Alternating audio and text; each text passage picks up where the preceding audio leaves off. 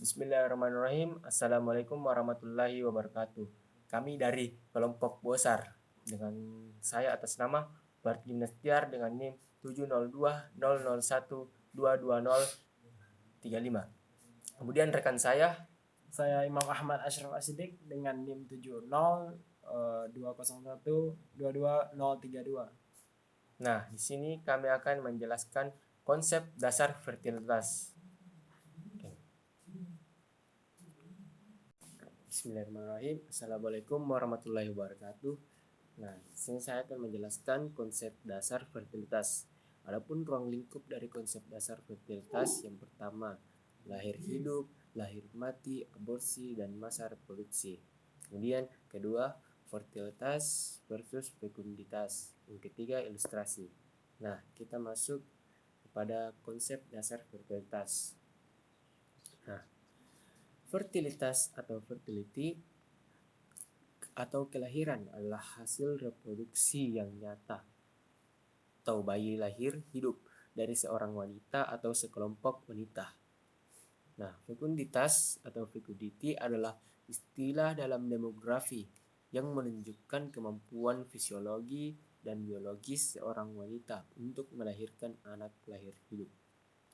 Istilah yang sama artinya dengan fertilitas adalah natalitas atau natality, tetapi berbeda dalam ruang lingkupnya. Fertilitas berperan dalam perubahan penduduk, sedangkan natalitas berperan selain dalam perubahan penduduk juga dalam reproduksi manusia. Nah, kemudian konsep dasar definisi lahir hidup. Lahir hidup, konsep fertilitas hanya menghitung jumlah bayi yang lahir hidup. WHO mendefinisikan kelahiran hidup sebagai peristiwa kelahiran bayi tanpa memperhitungkan lamanya berada dalam kandungan, di mana si bayi menunjukkan tanda-tanda kehidupan pada saat dilahirkan, misalnya bernafas, ada denyut jantung atau denyut tali pusar atau gerakan-gerakan otot. Dengan demikian, peristiwa bayi yang lahir dalam keadaan tidak hidup atau meninggal tidak dimasukkan dalam perhitungan jumlah kelahiran.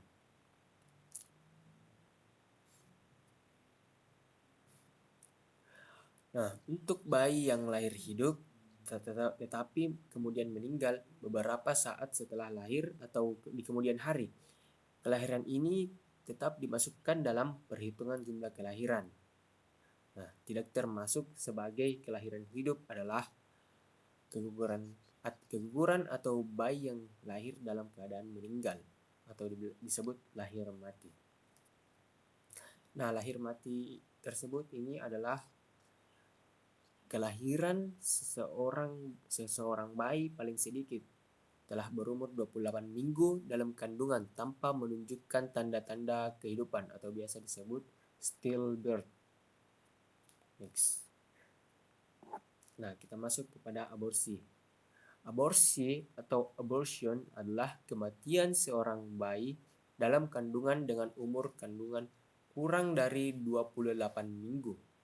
Nah, terdapat dua jenis abortus, yaitu aborsi yang disengaja atau induced.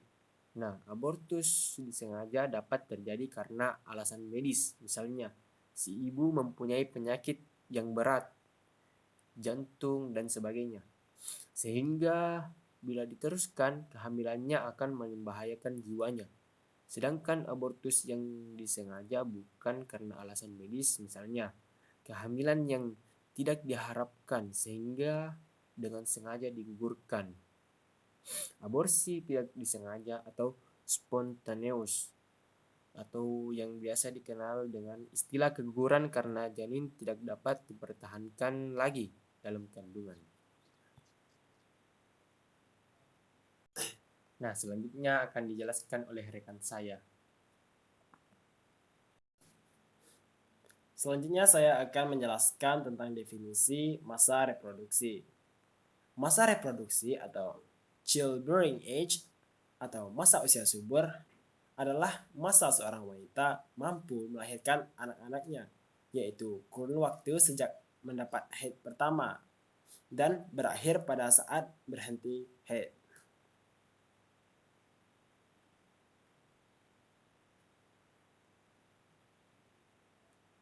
Nah, adapun perbedaan fertilitas dengan fekunditas yaitu istilah fertilitas dapat diartikan sebagai kemampuan seorang wanita untuk menghasilkan kelahiran hidup.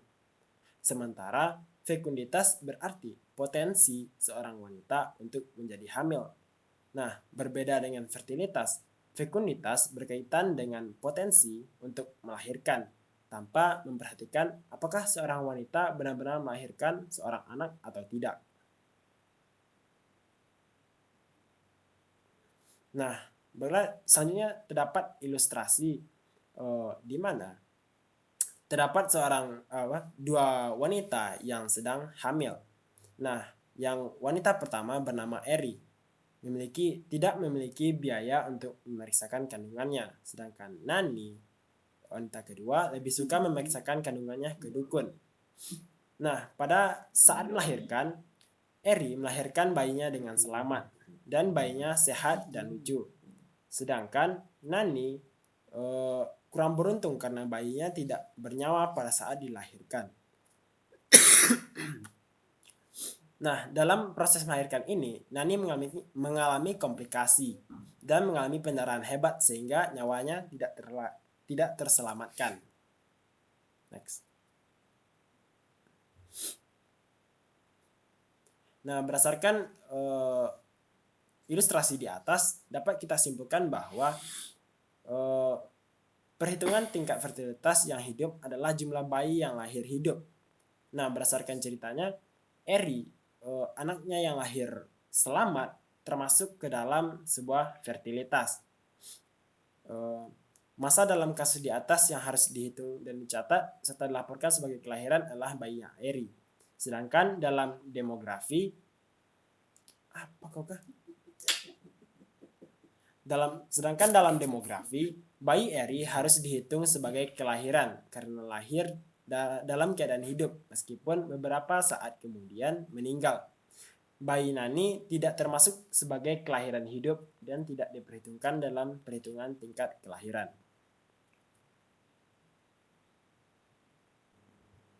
Dua, indikator fertilitas.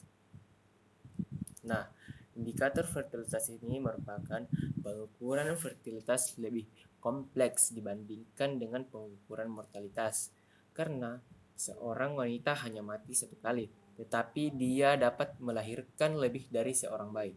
Di samping itu, seseorang yang telah mati pada hari dan waktu tertentu tidak mempunyai risiko kematian yang kedua kali. Sebaliknya, seorang wanita yang melahirkan seorang anak tidak berarti risiko melahirkan dari wanita tersebut berhenti.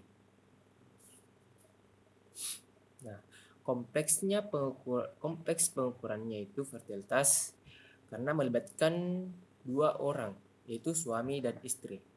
Masalah lain yang dijumpai dalam pengukuran fertilitas adalah tidak semua wanita mengalami risiko melahirkan karena ada kemungkinan beberapa dari mereka tidak mendapat pasangan untuk berumah tangga. Juga ada wanita yang bercerai atau menjanda. Nah, memperhatikan masalah-masalah di atas, terdapat variasi pengukuran fertilitas yang dapat diterapkan dan masing-masing mempunyai kelebihan dan kekurangan.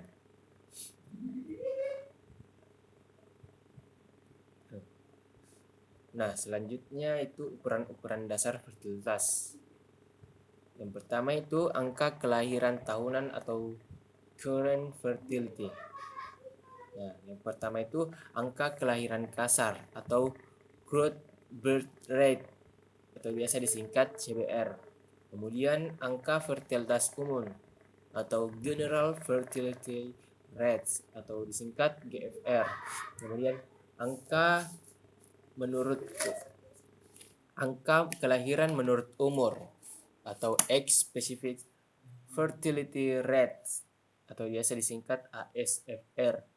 Kemudian angka fertilitas total atau biasa disebut total fertility rate, singkatannya TFR.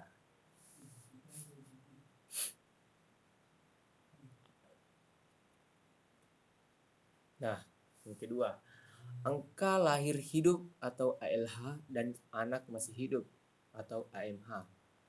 Pertama, anak lahir hidup ALH atau Children Ever Born atau biasa disingkat CEB. Kemudian anak masih hidup AMH atau Children Still Living atau biasa disebut CSL. Kemudian rasio anak wanita anak atau anak wanita atau child woman rate atau biasa disebut CWR. CWR.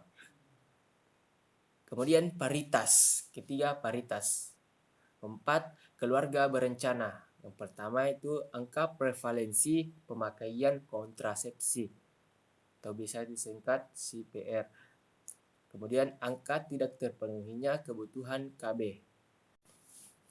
Nah, indikator angka kelahiran tahunan mencerminkan tingkat kelahiran pada suatu waktu atau tahun tertentu. Secara umum, angka ini merupakan ukuran beberapa banyaknya bayi yang lahir dibandingkan dengan jumlah perempuan usia subur pada suatu tahun tertentu untuk daerah tertentu. Indikator angka kelahiran tahunan merupakan cerminan kelahiran dalam bentuk kerat lintang atau cross section dan bukan bersifat longitudinal atau historis. Nah, kita masuk pada pembahasan CBR atau growth birth rate. Angka kelahiran kasar adalah angka yang menunjukkan banyaknya kelahiran pada tahun tertentu per 1000 penduduk pada pertengahan tahun yang sama. Nah, kegunaan CBR ini untuk mengetahui tingkat kelahiran yang terjadi di suatu daerah tertentu pada waktu tertentu juga. Nah, adapun cara menghitung angka kelahiran kasar atau CBR dihitung dengan membagi jumlah kelahiran pada tahun tertentu. Kita simbolkan sebagai B dengan jumlah penduduk pada pertengahan tahun yang sama. Kita simbolkan P. Nah, di mana rumus tersebut CBR sama dengan B jumlah kelahiran per P atau jumlah penduduk pada pertengahan tahun dikali 1000. Nah, di mana didapat P ini? P ini didapat apabila dengan rumus jumlah penduduk pada awal tahun ditambah jumlah penduduk pada akhir tahun dibagi 2. Nah, next. Data yang diperlukan. Adapun data yang diperlukan yaitu jumlah kelahiran dan jumlah penduduk pada pertengahan tahun di suatu wilayah. Jika tidak dapat diketahui data mengenai jumlah penduduk pada pertengahan tahun, maka dapat digunakan data jumlah penduduk pada tahun tertentu. Adapun sumber datanya yaitu data tentang jumlah kelahiran dan jumlah penduduk dapat diperoleh dari hasil sensus penduduk, registrasi vital atau survei tentang fertilitas atau disebut SDKI, Susenas. Jika suatu survei tidak menanyakan jumlah kelahiran hidup, maka dapat diestimasi secara tidak langsung dari data jumlah anak lahir hidup dan anak masih hidup dengan menggunakan software Multiply. Nah, adapun contohnya yaitu seperti dijelaskan dalam bagian jumlah kelahiran. Jumlah kelahiran berdasarkan Susenas 2004 dapat diestimasi secara tidak langsung dengan program Multiply dengan menggunakan data anak lahir hidup atau Children Ever Born dan anak masih hidup Children Still Living. Nah, hasil estimasi menunjukkan bahwa terdapat sebanyak 4.415.122 kelahiran hidup dengan jumlah penduduk sebesar 217.072.346. Nah, bisa dilihat formulasinya yaitu angka kelahiran kasar sama dengan menunjukkan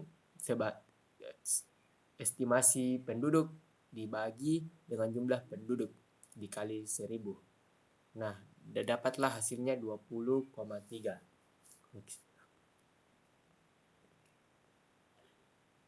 Nah, interpretasi. Pada contoh disebutkan interpretasi CBR sebelumnya Indonesia Census 2004 adalah sebesar 20,3 yang artinya terdapat sekitar 20 kelahiran per 1000 penduduk Indonesia pada tahun 2004. Nah, adapun keterbatasan CBR ini, perhitungan CBR ini sederhana, mudah dihitung tetapi kasar. Perhitungan ini disebut perhitungan kasar karena yang menjadi pembagi adalah seluruh penduduk, baik laki-laki maupun perempuan seluruh usia termasuk yang bukan perempuan usia reproduksi, yaitu 15 sampai 49 tahun. Nah, kita masuk ke General Fertility Rate, angka fertilitas umum, yaitu angka yang menunjukkan banyaknya kelahiran pada tahun tertentu per 1000 penduduk perempuan berumur 15 sampai 49 tahun pada pertengahan tahun yang sama. Nah, adapun cara menghitung GFR yaitu membagi jumlah kelahiran pada tahun tertentu. Simbolnya B dengan jumlah penduduk perempuan berumur 15 sampai 49 tahun pada pertengahan tahun yang sama. Nah, bisa kita lihat rumus di bawah yaitu di mana angka fertilitas umum sama dengan jumlah kelahiran dibagi jumlah penduduk perempuan berumur 15 sampai 49 tahun dikali 1000. Nah, adapun kelebihan GFR ini, meskipun ukuran ini masih bersifat umum, namun dalam kondisi keterbatasan data, ukuran ini sudah dapat mencerminkan tingkat kelahiran di suatu wilayah.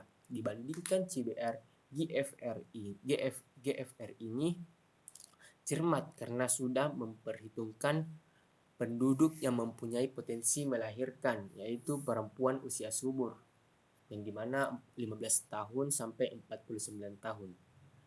Nah, kekurangan GFR ini belum memperhitungkan kenyataan bahwa potensial perempuan dikaitkan dengan tingkat kesuburan atau disebut fekunditas untuk melahirkan berbeda-beda menurut umur perempuan.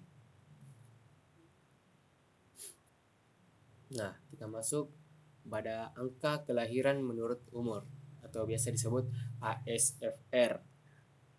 Nah, angka ini yang menunjukkan banyaknya kelahiran dari perempuan pada suatu kelompok umur pada suatu tahun tertentu per 1000 perempuan pada kelompok umur 15 sampai 49 tahun dan pertengahan tahun yang sama. Adapun kegunaan ASFR ini merupakan indikator kelahiran yang memperhitungkan perbedaan fertilitas dari perempuan yang terpapar untuk melahirkan, yaitu perempuan usia subur, dengan memperhatikan karakteristik kelompok umurnya.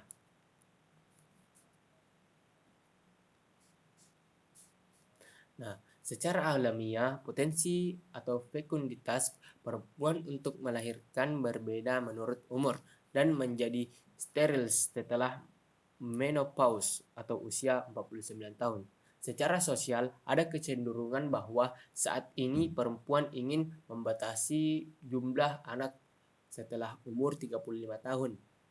Nah, pengetahuan mengenai ASFR akan berguna untuk pelaksanaan program KB dan peningkatan pelayanan kesehatan ibu dan anak.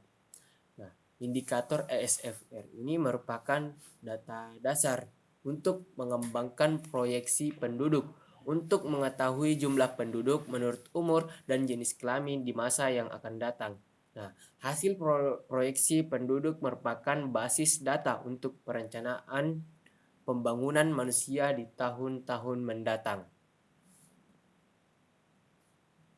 Nah, adapun cara menghitung ASFR ini yaitu dengan membagi jumlah kelahiran yang terjadi pada perempuan pada kelompok umur tertentu, Indeksnya I dengan jumlah perempuan kelompok umur tersebut kemudian dikalikan dengan konstanta K, yaitu 1000. Nah, bisa dilihat rumus di bawah di mana ASFR atau Age Specific Fertility Rate sama dengan jumlah kelahiran dari perempuan dibagi jumlah penduduk perempuan pada kelompok umur dikali konstanta atau 1000. Nah, simbol ini merupakan kelompok umur 15 sampai 19, 20 sampai 24, 25 sampai 29, 30 sampai 34, 35 sampai 39, 40 sampai 44 sehingga 45 sampai 49 tahun.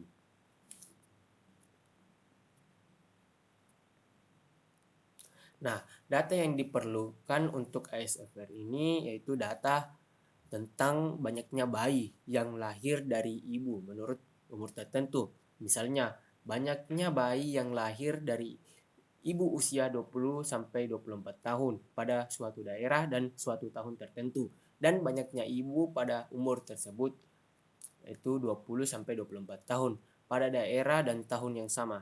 Nah, adapun sumber data ASFR ini penghitungan secara langsung atau direct method, yaitu direct method.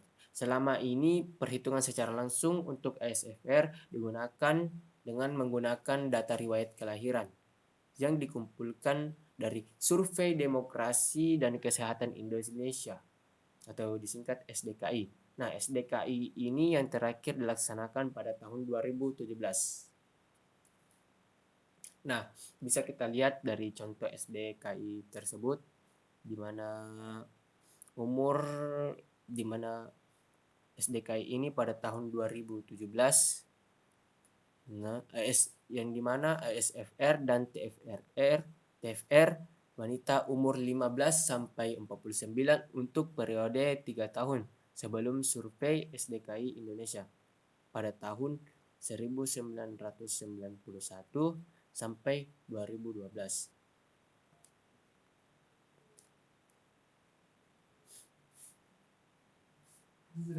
Iya. Wow. Nah, termasuk interpretasi. Dari tabel tersebut terlihat bahwa pola ASFR mengikuti huruf U terbalik, rendah pada kelompok umur 15 sampai 19 tahun dan umur 40 sampai 49 tahun dan tinggi pada perempuan kelompok umur 20 sampai 34 tahun dengan puncaknya pada perempuan kelompok umur 25 sampai 29 tahun di tahun 2012 yaitu sebesar 143. Hal ini berarti dari 1000 perempuan yang berusia antara 25 sampai 29 tahun terdapat 143 kelahiran hidup. Nah, puncak ASFR terletak pada kelompok umur 25 sampai 29 tahun. Dapat mengindikasikan bahwa kelahiran pada tahun tersebut paling banyak dikontribusi oleh perempuan pada kelompok umur 25 sampai 29 tahun. Hal ini juga dapat berarti bahwa anjuran pemerintah untuk tidak melahirkan pada usia yang terlalu muda sudah mencapai sasaran secara nasional. Fenomena ini bisa juga dikaitkan lebih jauh dengan suksesnya program wajib belajar 9 tahun yang menyebabkan semakin banyaknya perempuan muda yang bersekolah lebih tinggi dan semakin terbukanya kesempatan bagi perempuan di pasar kerja. Pada akhirnya, hal ini akan membuat banyak perempuan menunda untuk menikah dan melahirkan karena pada umumnya mereka yang menikah dan melahirkan pada usia muda secara fisik dan emosional sebetulnya belum matang.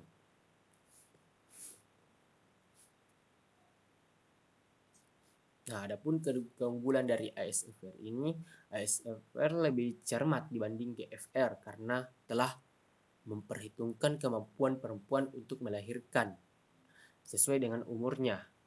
Dengan ASFR memungkinkan untuk dilakukan studi fertilitas menurut kohor atau tahun kelahiran atau menurut kelompok umur tertentu. Adapun keterbatasan SFR ini sering terjadi kesalahan pelaporan umur ibu maupun jumlah anak lahir hidup. Umumnya terjadi kekurangan pelaporan pada bayi-bayi yang lahir hidup kemudian meninggal pada waktu masih bayi. Ini umumnya terjadi di kalangan perempuan yang berpendidikan rendah dan tinggal di wilayah perdesaan. Hal ini dapat mengurangi tingkat akurasi estimasi ASFR. Nah, kita masuk angka fertilitas total. Angka fertilitas total ini atau total fertility rates adalah rata-rata jumlah anak yang dilahirkan seorang wanita selama masa suburnya atau usia reproduksinya.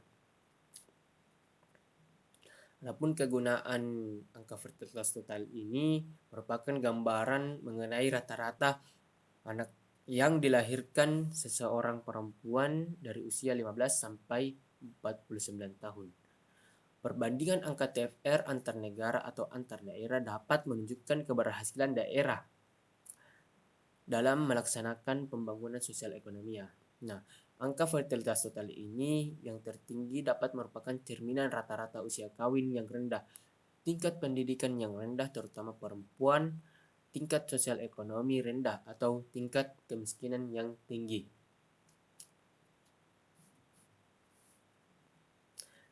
Nah, diketahui TFR untuk suatu daerah akan membantu para perencana program pembangunan untuk meningkatkan rata-rata usia kawin, meningkatkan program pelayanan kesehatan yang berkaitan dengan pelayanan ibu hamil dan perawatan anak, serta untuk mengembangkan program penurunan tingkat kelahiran. Nah, adapun cara menghitung TFR tersebut yaitu dengan cara menjumlahkan ASFR seluruh kelompok umur pada tahun tertentu dan wilayah tertentu kemudian dikalikan dengan 5. Pengalian dengan bilangan 5 dilakukan karena pengelompokan umur 5 tahunan dan diasumsikan bahwa setiap 1000 orang perempuan pada kelompok umur yang sama secara rata-rata akan mempunyai jumlah anak yang sama. Nah, bisa kita lihat rumus di bawah di mana angka TFR itu sama dengan 5 kali ASFR. Di mana I ini kelompok umur 15 sampai 19, 20 sampai 24, 25 sampai 29, 30 sampai 34, 35 sampai 39, 40 sampai 44 dan 45 sampai 49 tahun. Nah, adapun contoh perhitungan TFR di Indonesia berdasarkan data pada tabel ASFR menghasilkan TFR 2,35. Dari perhitungan TFR tersebut, nah 5 dikali ASFR ya, di mana ASFR-nya itu 39 tambah 135 tambah 138 tambah 100 tambah 41 tambah 12 tambah 5 dibagi 1000 sama dengan 2,35. Nah, interpretasi TFR ini sebesar 2,35 berarti bahwa secara rata-rata wanita Indonesia mempunyai 2 atau 3 anak selama masa usia suburnya, yaitu 15 sampai 49 tahun. Nah, kita masuk replacement level, tingkat penggantian manusia. Jika dibandingkan dengan tahun 1967 sampai 1970 di mana TFR Indonesia adalah sebesar 5,6, maka tampak bahwa rata-rata jumlah anak yang dipunyai oleh ibu-ibu di Indonesia sudah menurun drastis, di mana 2,6 pada tahun 2012. Tetapi jumlah ini masih terlalu tinggi untuk dapat mencapai penduduk tumbuh seimbang. Penduduk Indonesia akan mencapai tingkat penggantian manusia atau replacement level apabila TFR turun mencapai 2,1. Nah, pada saat tingkat penggantian manusia, ini seorang ibu akan digantikan oleh seorang anak perempuan untuk meneruskan keturunan, tetapi tidak menghasilkan pertambahan penduduk yang tinggi dan tidak terkendali.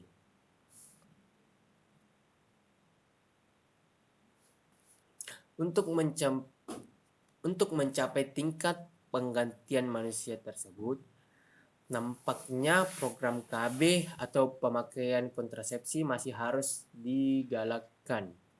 Pelaksanaan program KB tersebut harus disertai peningkatan kualitas pelayanan dan berorientasi kepada pelayanan kebutuhan dan keluhan klien, dan tidak hanya mengejar target semata. Adapun keterbatasan TFR ini sama dengan keterbatasan ASFR. Baik, materi selanjutnya yaitu membahas tentang anak lahir hidup dan anak masih hidup.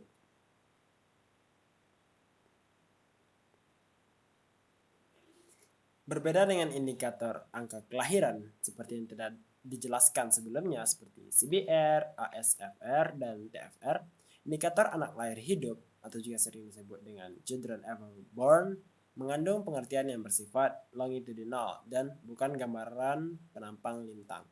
Indikator anak lahir hidup ini diperoleh dari informasi atas pertanyaan, berapa jumlah anak yang telah ibu lahirkan selama ini? Jawabannya yaitu mencerminkan semua anak yang telah dilahirkan dari sejak menikah pertama kali sampai saat wawancara, bukan hanya anak lahir pada saat ini atau tahun ini.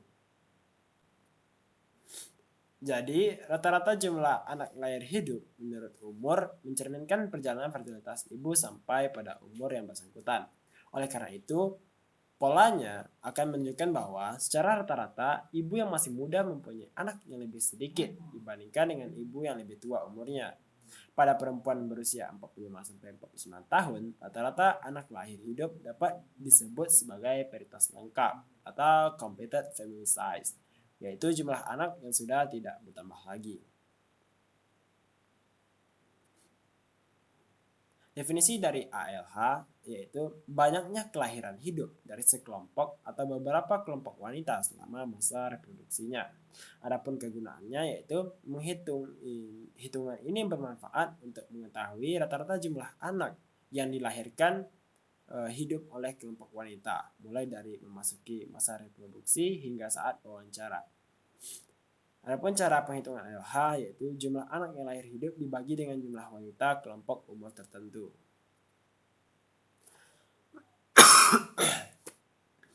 Adapun cara mencari ALH yaitu rumusnya ALHI per PFI dikali 1000. Adapun ALHI merupakan anak lahir hidup menurut kelompok umur wanita yang melahirkan. PFI merupakan wanita kelompok umur tertentu. X.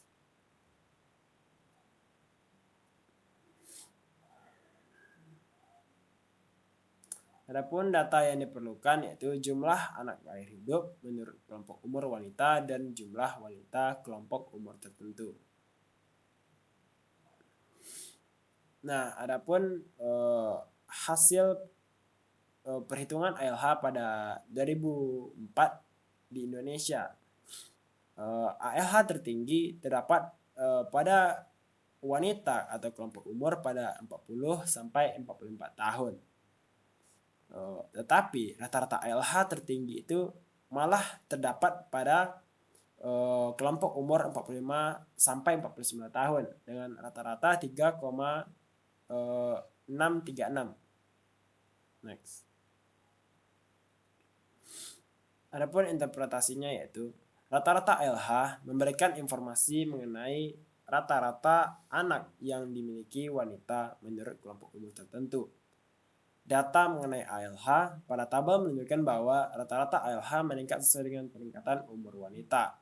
Tetapi pada wanita kelompok umur tua seperti 40-44 dan 45-49 tahun hanya terjadi peningkatan kecil. Angka rata-rata ALH yang dimiliki yaitu antara 3 dan 4 anak.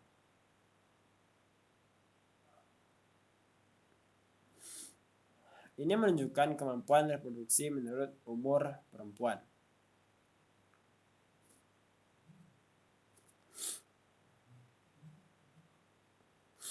Jika dilihat lebih jauh, untuk kelompok wanita kawin 45-49 tahun, rata-rata seorang wanita usia tersebut melahirkan 4 anak lahir hidup.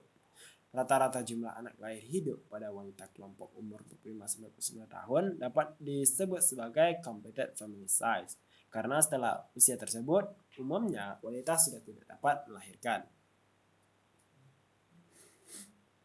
ALH pada umur tua menunjukkan perilaku kohort yang lahir terlebih dahulu dan masih mempunyai norma keluarga besar. Adapun keterbatasannya yaitu ALH merupakan angka yang memberikan informasi fertilitas kumulatif seorang perempuan dan tidak memberikan informasi mengenai kapan kelahiran tersebut terjadi. Perlu diperhatikan bahwa seringkali terjadi salah pencatatan karena untuk wanita yang lebih tua kemungkinan lupa menjadi semakin tinggi. Adapun anak masih hidup. Pengertiannya yaitu jumlah anak yang masih hidup yang dimiliki seorang wanita sampai saat wawancara dilakukan. Adapun fungsinya yaitu untuk mengetahui jumlah anak yang dimiliki seorang wanita secara real. Sebab dari seluruh anak yang lahir hidup tidak seluruhnya dapat terus hidup. Perbedaan antara ALH dengan AMH merupakan jumlah anak yang meninggal. Pada data ini menjadi dasar penghitungan angka kematian bayi dengan mengubahnya menjadi probabilitas bayi mati atau proportion of dying. Adapun cara penghitungannya itu jumlahkan seluruh anak lahir hidup yang dimiliki setiap wanita dan masih hidup sampai saat wawancara. Adapun sumber datanya yaitu SP, SDKI, Susenas, dan Supas. Data yang diperlukan yaitu jumlah anak yang masih hidup yang dimiliki seorang wanita kawin. Nah, adapun hasil penelitian AMH di Indonesia pada 2004 yaitu jumlah AMH tertinggi itu terjadi pada kelompok usia 35 sampai 39 tahun. Di mana rata-rata AMH tertinggi itu terdapat pada kelompok usia 45 sampai 49 tahun sebanyak 2,941.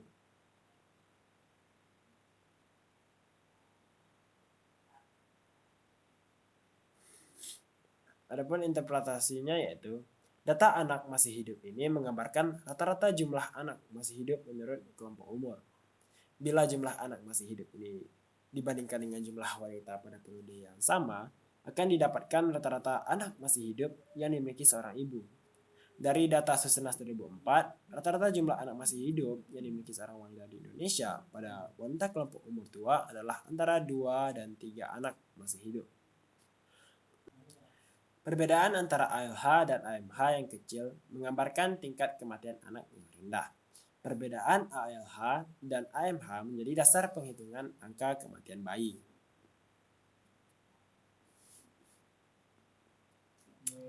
Adapun keterbatasan AMH, data ini hanya menggambarkan jumlah anak yang masih hidup yang dimiliki seorang ibu. Tidak dijelaskan apabila terjadi pada umur berapa anak ibu tersebut meninggal, sehingga tidak dapat dijelaskan dengan lebih cermat anak usia berapa yang menyumbang jumlah kematian terbesar. Adapun definisi dari rasio anak wanita yaitu rasio anak wanita atau child woman ratio (CWR) adalah rasio atau perbandingan antara jumlah anak di bawah umur 5 tahun dengan jumlah penduduk usia reproduktif yaitu 15 sampai 49 tahun. Adapun kegunaan CWR ini yaitu rasio anak wanita merupakan ukuran yang sederhana dan datanya mudah diperoleh dari sensus atau survei. Rasio ini dipakai untuk melihat tingkat fertilitas pada suatu wilayah kecil dan tidak memungkinkan dibuat angka fertilitas menurut kelompok umur dan angka fertilitas total yang merupakan sampel besar untuk penghitungannya. Cara menghitungnya itu jumlah anak usia di bawah 5 tahun dibagi dengan jumlah wanita usia subur untuk masuk kelompok 15-49 tahun. Kemudian dikalikan dengan konstanta 100. Adapun rumusnya itu CWR sama dengan P 0 sampai 4 dibagi PF 15-49 tahun dikali 100.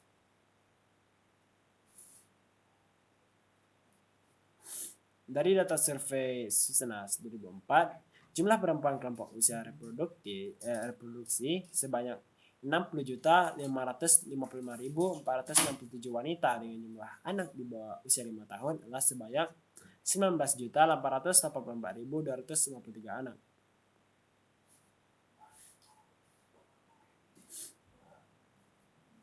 Jadi CWR-nya yaitu 19.884.253 dibagi dengan jumlah jumlah kelompok wanita yang produktif dikali 100 menghasilkan CWR yaitu 33.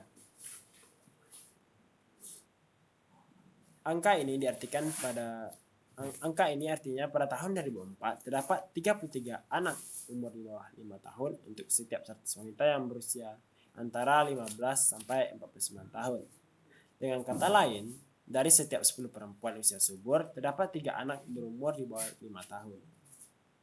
CWR merupakan angka perbandingan antara jumlah balita dan wanita usia reproduksi. Jika CWR tinggi, berarti di wilayah tersebut banyak terdapat balita, yang dapat diartikan juga bahwa kelahiran yang terjadi cukup tinggi. Adapun keterbatasan dari CWR ini yaitu angka ini dipengaruhi oleh kekurangan pelaporan akan jumlah anak karena kesalahan pelaporan umur. Misalnya, anak usia 4,5 tahun tidak dilaporkan sebagai anak di bawah usia 5 tahun. Tidak memperhitungkan tingkat kesuburan perempuan menurut umur seperti pada ASFR. Sekian video presentasi dari saya. Assalamualaikum warahmatullahi wabarakatuh.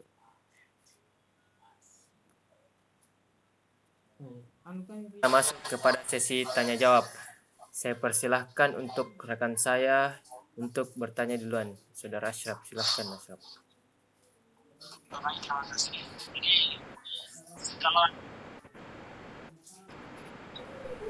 Pertanyaan saya yaitu, jadi apa perbedaan antara CWR dengan GFR?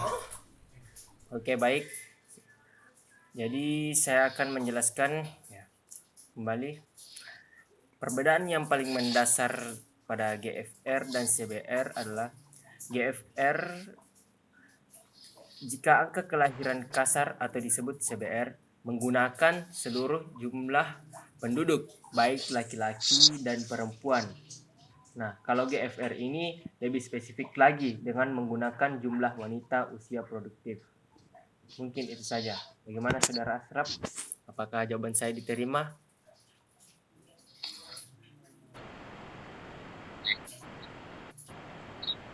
Nah, selanjutnya saya akan bertanya kepada Saudara Ashraf.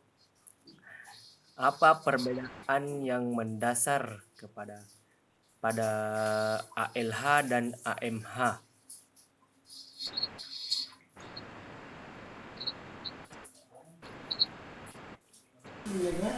Baik, jadi ALH merupakan angka yang memberikan informasi fertilitas kumulatif seorang perempuan dan tidak memberikan informasi mengenai kapan kelahiran tersebut terjadi. Sedangkan ALM, data ini hanya menggambarkan jumlah anak yang masih hidup yang dimiliki seorang ibu. Tidak dijelaskan apabila terjadi pada umur berapa anak ibu tersebut meninggal, sehingga tidak dapat dijelaskan dengan lebih cermat anak usia berapa yang menyumbang jumlah kematian terbesar.